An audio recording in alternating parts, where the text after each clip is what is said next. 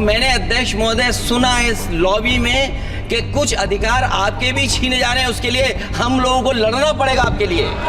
कोई अध्यक्ष के अधिकार अखिलेश जी सिर्फ विपक्ष के नहीं है, पूरे सदन के हैं। इस तरह की गोलमोल बात आप नहीं कर सकते हो।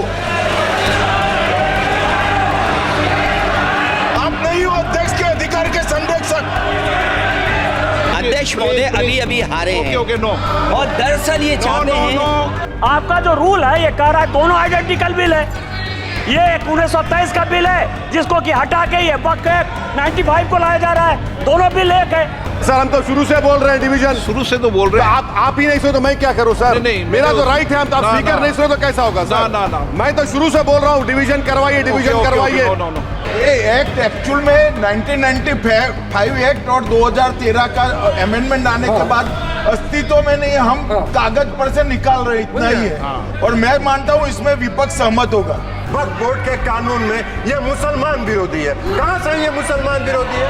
कौन सा इसका कानून मुसलमान विरोधी बताता है? यहाँ उदाहरण दिया जा रहा है कि अयोध्या की मंदिर गुरुबाई, अरे मंदिर और संस्था में अगर अंतर आपको नहीं समझ में आ रहा है तो आप कौन सा तर्क खोज रहे हैं? उन इतिहास के पन्नों को मैं नहीं पलटना चाहता हूं कि एक जगह पर एक जिलाधिकारी महोदय ने क्या किया था, उसकी वजह से आज और आने वाली पीढ़ी तक को भी सामना करना पड़ा। अध्यक्ष महोदय मैं नाम नहीं लेना चाहता हूं। और अध्यक्ष महोदय सच्चाई ये है कि भाजपा अपने हताश, निराश, आप तो इस कानून चंद कट्टर समर्थकों के तुष्टीकरण के लिए ये बिल लाने का काम कर रही है।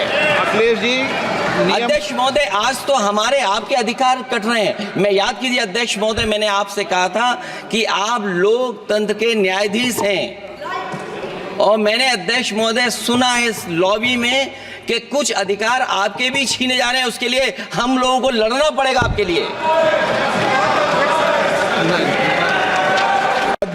अध्यक्ष महोदय मैं इस बिल का विरोध करता हूं। कोई अध्यक्ष के अधिकार अखिलेश जी सिर्फ विपक्ष के नहीं है, पूरे सदन के हैं।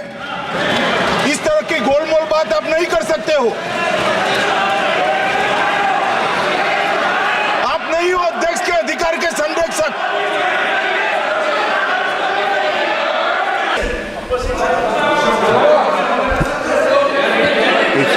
This is not JDU is a party here. JDU is a party here. Whether it is opposing or supporting, I have to record my view. आपके कहने से you will not conduct the house. माननीय सदन बोलिए।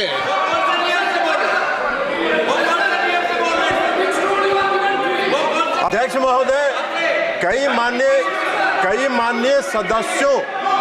माननीय सदस्यों की बात सुनने से ऐसा लग रहा है जैसे यह जो संशोधन लाया गया वक्फ बोर्ड के कानून में यह मुसलमान विरोधी है। कहां से ये मुसलमान विरोधी है?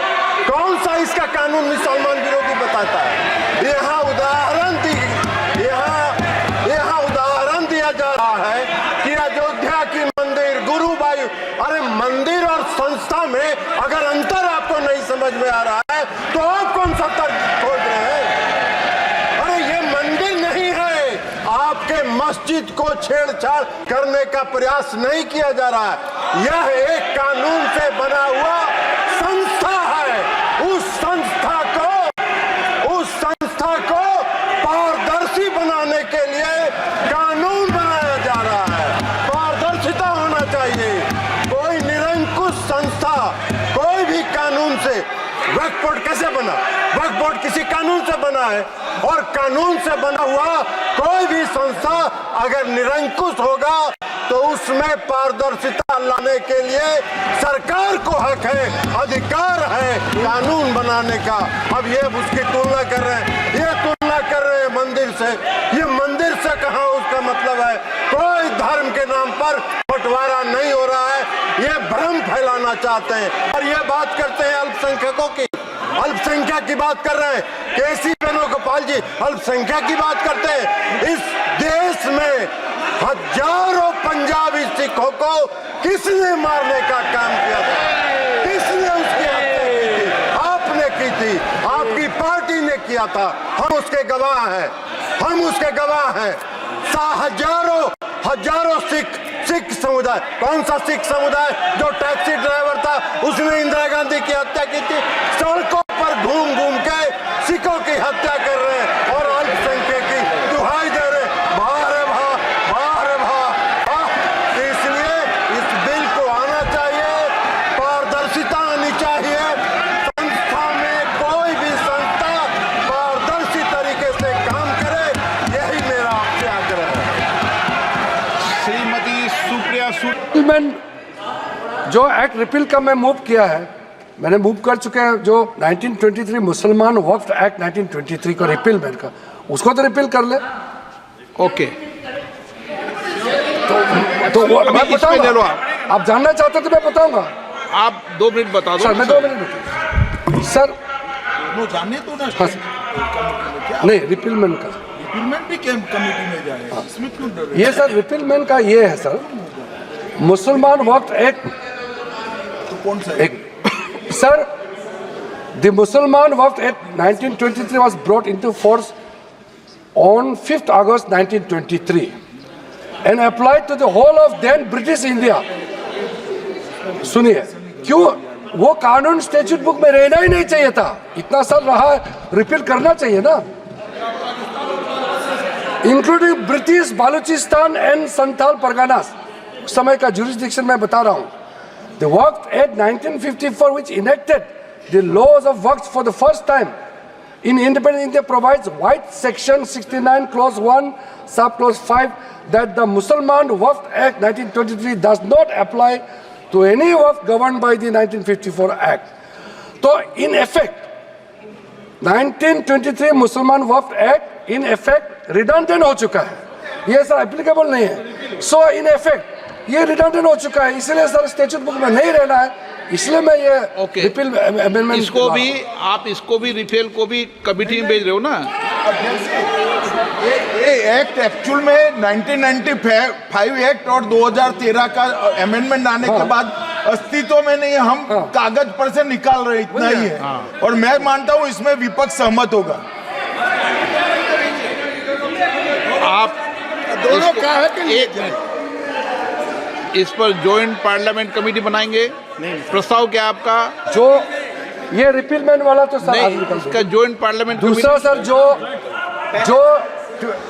2024 वक्फ अमेंडमेंट बिल को हमारा तरफ से हम प्रस्तुत करते हैं कि ज्वाइंट पार्लियामेंट्री कमेटी बनाकर मैं सभी माननीय सदस्यों, सभी दलों से नेताओं से बात कर इस जॉइंट पार्लियामेंट कमेटी को बनाऊंगा। ठीक है। प्रश्न की विधेयक को पुनर्स्थापित करने की अनुमति बताएंगे? डिवीजन, हाँ करा लो डिवीजन, बैठो। प्रश्न ये कि विधेयक को पुनर्स्थापित करने की अनुमति बताया जाए। जो सदस्य पक्ष वहाँ के हैं, जो सदस्य के विरोध में ना के हैं,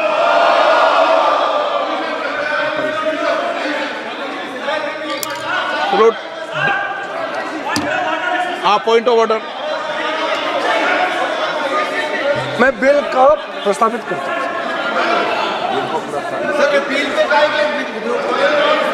नहीं चल रहा है सर।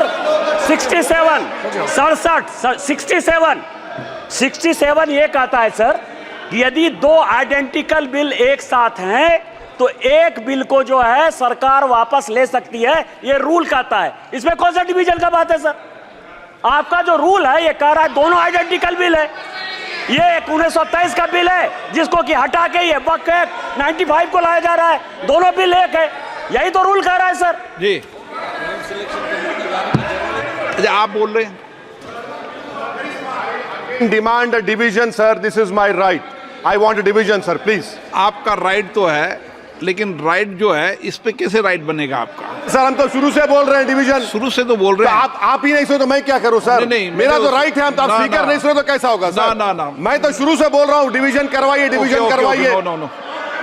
प्रश्न है कि विधेयक को पुनर्स्थापित करने की अनुमति प्रदान की जाए। जो सदस्य के पक्ष में हाँ के, जो सदस्य विरोध में ना के, मेरे विचार में निर्णय हाँ वालों के पक्ष में हाँ वालों के अनुमति प्रदान की तो माननीय विधायक को पुरस्तापित करें।